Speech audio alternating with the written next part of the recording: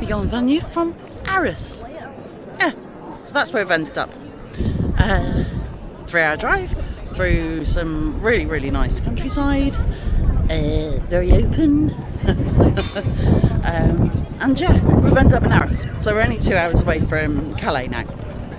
And we thought this would be quite a good place to come and have a nosy around. We're on the air. It's huge, really big spaces, really nice. More details on that one later.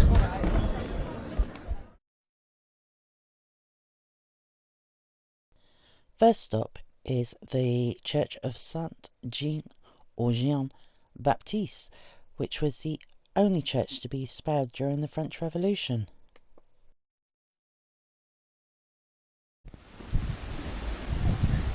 It's B&B hotels, and they do the best hot chocolate in their machines. We've used them a couple of times while travelling in a car. And they're nice, simple, cheap, and a decent breakfast. And a very good hot chocolate from the vending machine. Stop with the cocktails.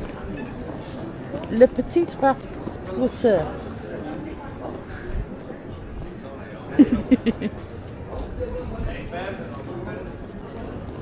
Take another bit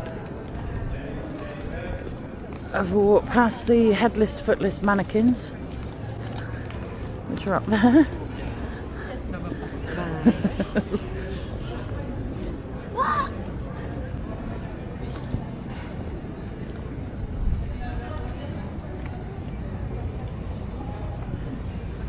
I agree.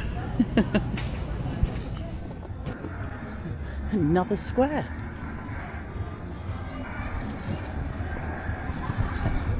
With a 2-story carousel. I want to go on. Can I go on? I don't know, I haven't seen one of these since we were in Orbia.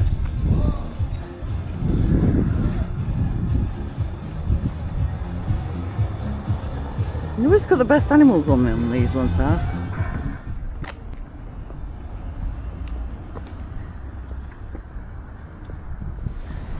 Just say it as it is. Beef place. Stopped for a cocktail in Place des Heroes. Nice view of the town hall. I'm trying to come up with a plan.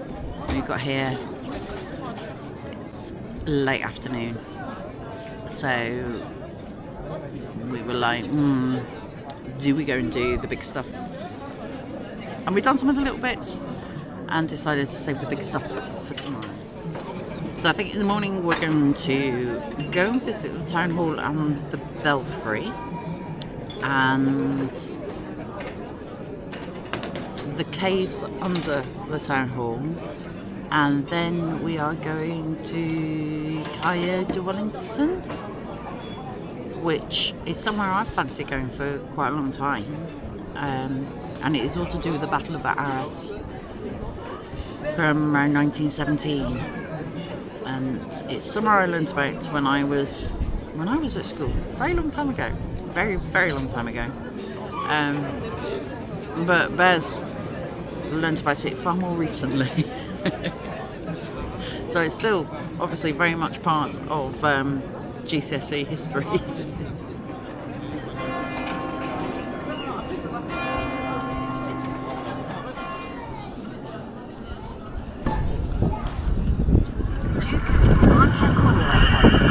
So in the corner of Place des Heroes is a timescope, and it shows you what the Place des Heroes would have looked like in medieval times, when it was timber buildings all around. And then Prince Philip II of Spain in 15 something or other there was a big fire basically, and he made a decree that everything here was to be made out of masonry and brick. So brick and stone, no more wood. And that's how this square and the 3 others around Arras came. However, during the First World War, the squares were pretty much razed to the ground, and then they were rebuilt, and the Place the Heroes got its name later on after the Second World War, where it was named after the sort of in honour of the resistance. But each one of these buildings is different. You know, the width is different. The design is, well, not the design so much, but the embellishments. That's the words I'm looking for. The embellishments on them are different, and each one of them is unique to itself. But it's really lovely, and it's really busy and sort of. It's a nice meeting place. It's humming. And I've lost the kids to the sweet shop. If you are unsure of where to head to when you come to this area, just look for that standing up above the skyline. So, entry here. There's machine at the far side. You can pick your language, book yourself in on that one. It gives you a receipt with QR codes, and you scan the QR code on the next machine along and the barrier opens. Shower and toilets in the cupboard there. Waste disposal here. Lots and lots of pictures. This is that. Electric is here, included in the price. And we were helped by a lovely chap who came and told us, basically, press the button on the front, whack your doodah in, and a green light comes on to show you that you are live. And so now it's time for tea.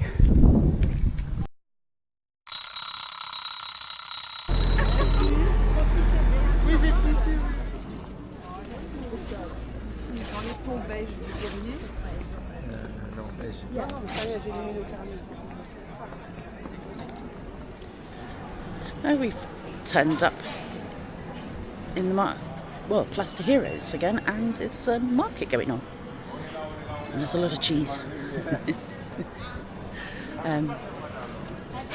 It's quite a lot of stalls, a lot of clothing. Taken after Germany here, lots of clothing stalls, but lots of definitely lots of cheeses and meats, and yeah, I like a nice market. We're killing time. Well, I'm killing time because they're eating. They've decided that their breakfast today is going to be bubble tea and donuts. So I've left them to it. We're going to go up that shortly, hopefully. And fingers crossed we don't see the donuts again. So for €4.50, you can go visit the underguide of the town hall and the belfry and the museum that's in. So we're going to go and have a wander and see. And we're just going to cheat slightly because to get up to the top of the belfry and the viewing point, there is an elevator. 43 whole steps. I know, 50th floor. I think they're doing it in multiples of 25. And it's just like, you know, each floor is actually... Do you think it's meters? Well, you can see the car park from here. Several floors. A spiral cast iron staircase. And you get up here. The squares. And then down there, the market.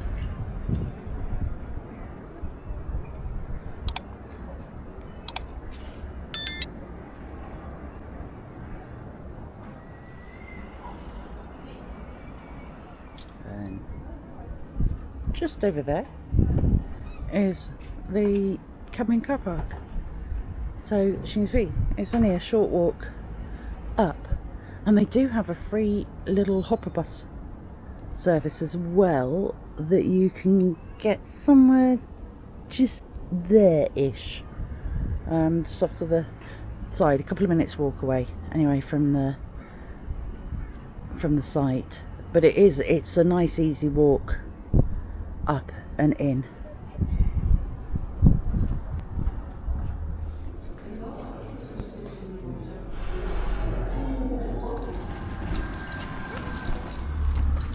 There's some big dogs around here.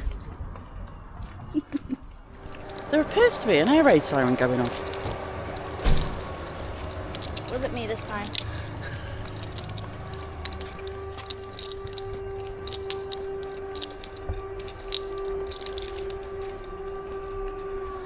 Not entirely sure what that means. But I do know that we're going back to the van to move on now. They've worked it out. In England we have the tea alarm. That must be the alarm, and everybody's about to head into the house for the next 2 to 3 hours.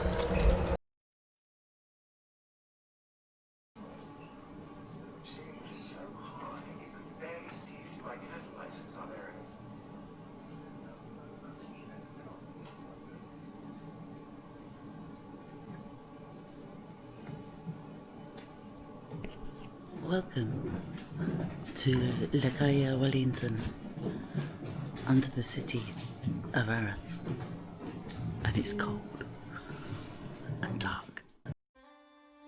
The chalk mines below Arras date back to medieval times, but fell into disuse at the end of the 19th century.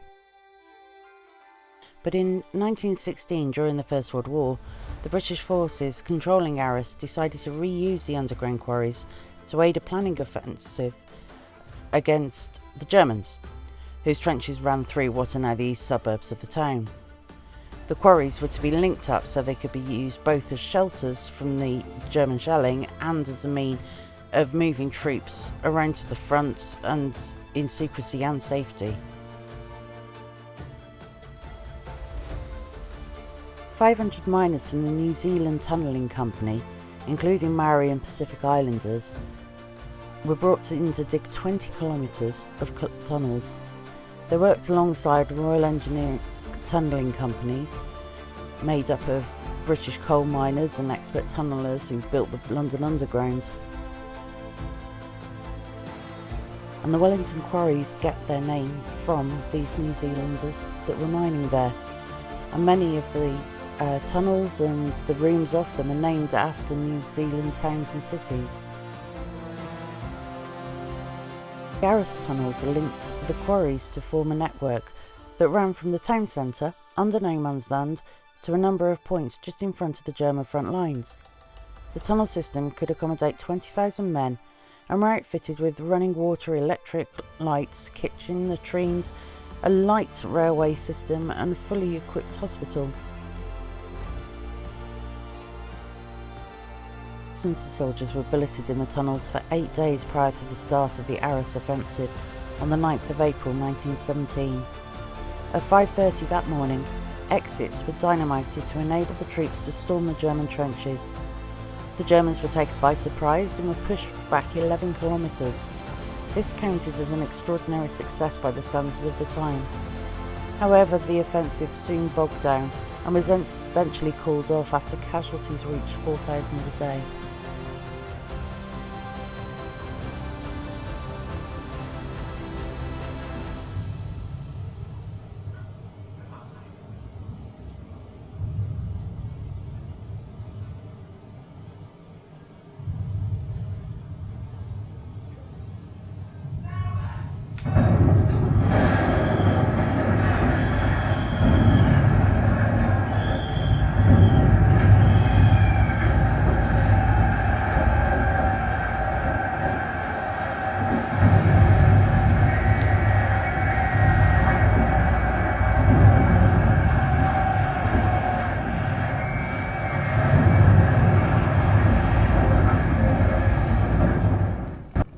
It's a bright light when you come back out. That was an experience. It was an incredibly well guided tour. You have audio in your language as well, but the tour guide on it was very, very good. Lucas was it? Lots of information, and yeah, the imagery, the history, and the stories that were being told down there. It's well worth a visit. And when you get to the end of it, it's quite moving. So yeah, Kaya Wellington. Got a lot of photos. Somebody got a lot of photos, which means that my phone is full apparently. Yeah. But yeah, well worth a visit, definitely.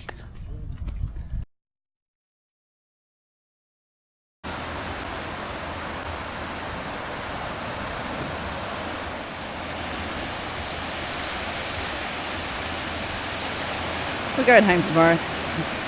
Don't need to worry about the laundry. I'll just check it in the bathroom.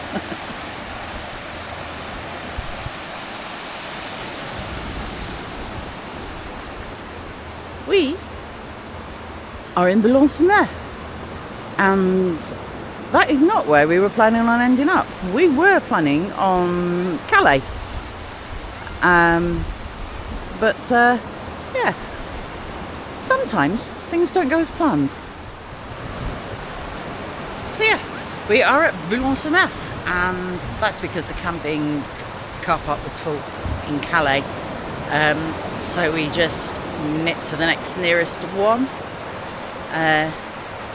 Girls were a bit disappointed. They wanted to go and see the dragon in Calais, but I said next time. Next time we'll start in Calais and work our way out.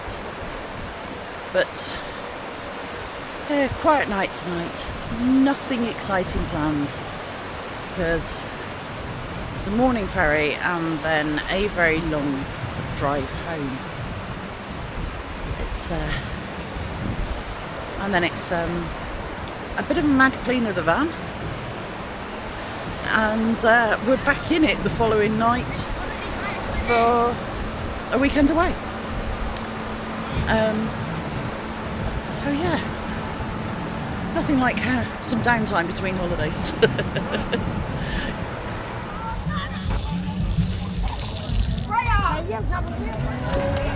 Well, there's a nice market on the seafront, just coming up over the top. I would have shown you, but you're literally nose to tail with everybody in front of you.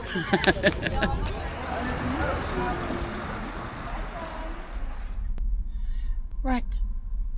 Well, kind of forgot to do an ending to that last video. We were going to go and show you the air at Boulogne-sur-Mer. But by the time we got back off the beach, it was round. And yes, it was very sardine-esque. They're functional, they're not pretty, and they're not spacious. However, they're very well priced, and they're worth using, for the odd stopover. I mean, there's probably prettier ones around the Boulogne-sur-Mer. That was like essentially an L-shaped car park with a lot of wobble wagons in it. And only 4 of the electric points were working. So when you left, it was like a crisscross of wires, because everybody seemed to be parked on the opposite side of the road to where the actual functioning power outlet was. But yeah, so now we are sat... Well, I'm sat in a services in Leicester. Yeah, so that's the end of this trip. Hope you have enjoyed following us on our very random trip abroad, and yeah, we'll see you next time. We'll be in the UK though, I'm afraid. Bye for now. If you enjoyed this video, please give it a like and subscribe to join us on future adventures, both big and small. Leave a comment too, Keep them clean though. Ding that notification bell and we'll see you next time.